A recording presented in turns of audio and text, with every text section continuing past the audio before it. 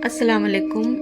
आज की कहानी है जिनज़ादी बिल्ली। मैं आपको जो कहानी सुनाने जा रही हूँ ये उन दिनों की बात है जब मोटरसाइकिल, कार, रेलगाड़ी कोई भी चीज़ सड़कों गलियों में चलने के लिए मौजूद न थी। लोग सफ़र के लिए घोड़ा गाड़ी, खच्चर गाड़ी इस्तेमाल करते थे। एक गांव में सकीना नामी एक दाई रहती थी जिस पे लोग बहुत यकीन रखते थे। उसने सिर्फ अपने गांव में ही नहीं बल्कि आसपास के गांव में भी बच्चे की पैदाइश में औरतों की मदद की थी और उनकी सेहत के लिए उन्हें अच्छी सलाह देती थी। इसलिए लोग सकीना पे आग बंद करके भरोसा करते थे।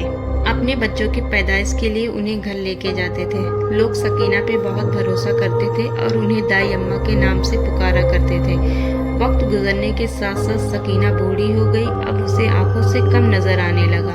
इसी वजह से लोग अब उन पे यकीन नहीं करते थे कि बच्चों की पैदाइश के समय उनकी औरतें दाई अम्मा से महफूज होंगी कि नहीं।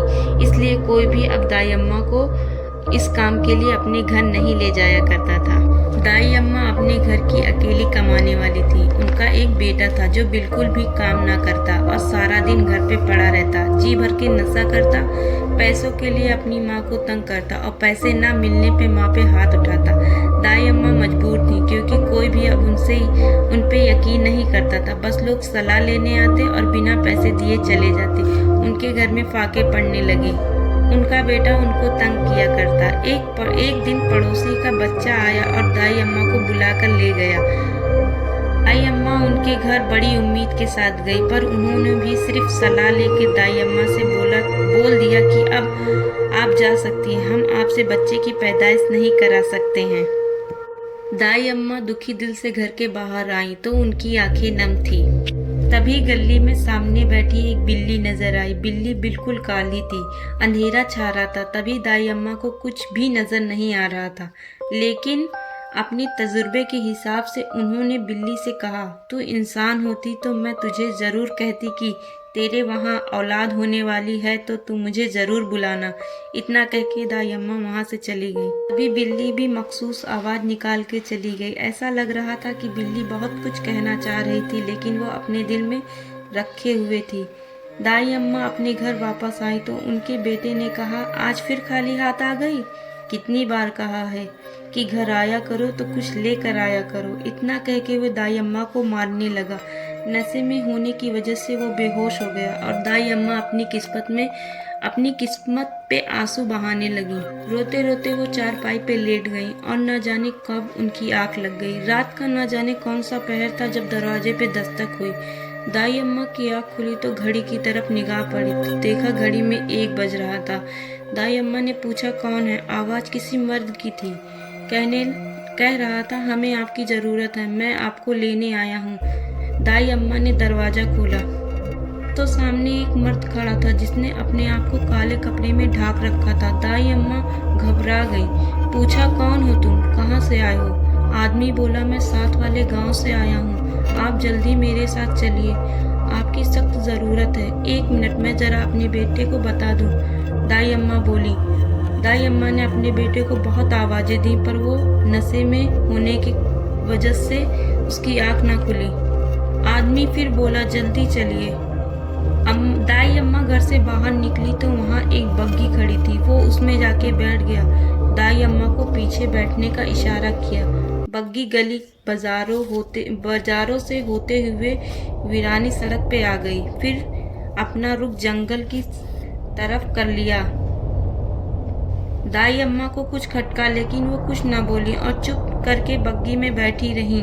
आखिर बग्गी एक वीराने महल के सामने रुकी। हवेली की टूटी हुई दीवारें थी। हर तरफ सन्नाटा फैला हुआ था। वो आदमी दाई अम्मा को लेकर हवेली में चला गया। वहाँ 3-4 मर्द और खड़े थे। कुछ बच्चे और औरतें भी थी। उनके कद इतने बड़े थे कि जैसे छत के साथ लग रहे हों। उनको देखकर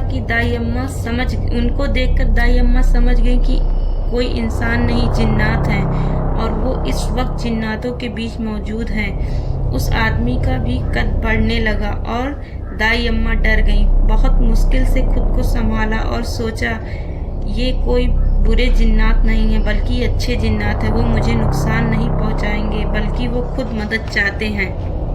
तब पहले वाला जिन बोला, मेरी बीवी सामने वाले कमरे में है, उसे आपकी ज़रूरत है। वो सामने कमरे में चली गई और अपना काम शुरू किया। थोड़ी ही देर में एक बच्चे की पैदाइश हो गई। देखते ही देखते 7 बच्चे इस दुनिया में आए। बच्चों का सुन के सब बहुत खुश हुए। तब दाई अम्मा ने कहा कि अब 4 बजने वाले हैं, मुझे मेरे घर छोड़ आओ।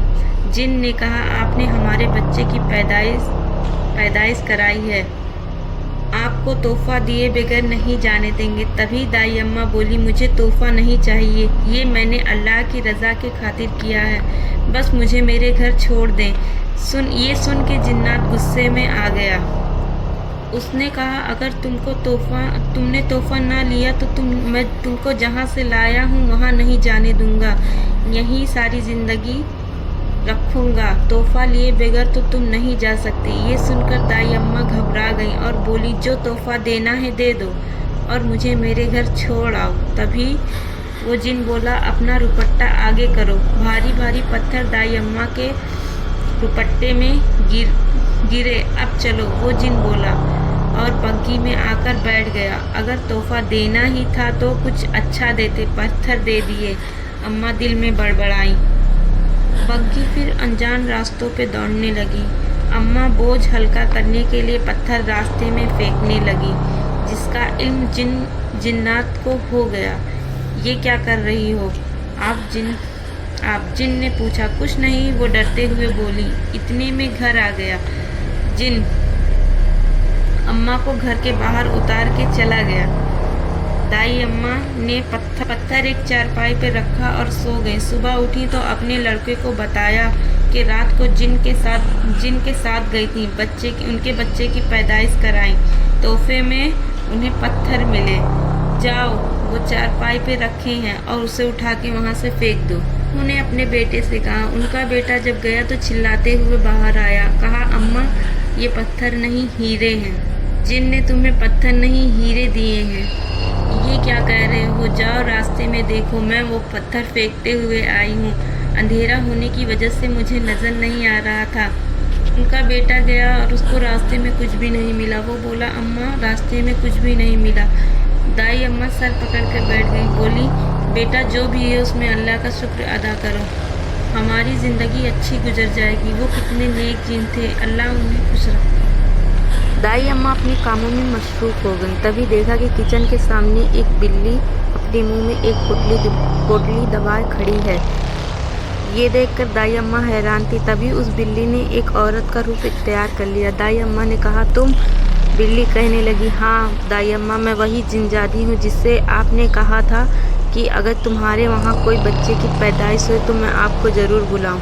इसलिए मेरे बच्चे की पैदाइश के वक्त मैंने अपने शौहर से कहकर आपको बुलवाया और ये मैं आपको हीरे देने आई हूँ, जो कल रास्ते में आपने फेंक दिए थे, जिसे फेंकते हुए मेरे शौहर ने आपको देख लिया था और उन्होंने जाते वक्त वो हीरे लेके गए और मुझसे कहने लगे कि ये हीरे मैं आपको दे आऊँ और आपका शुक्रिया भी अदा कर दूँ। ये कह के वो जिनजादी गायब हो गई।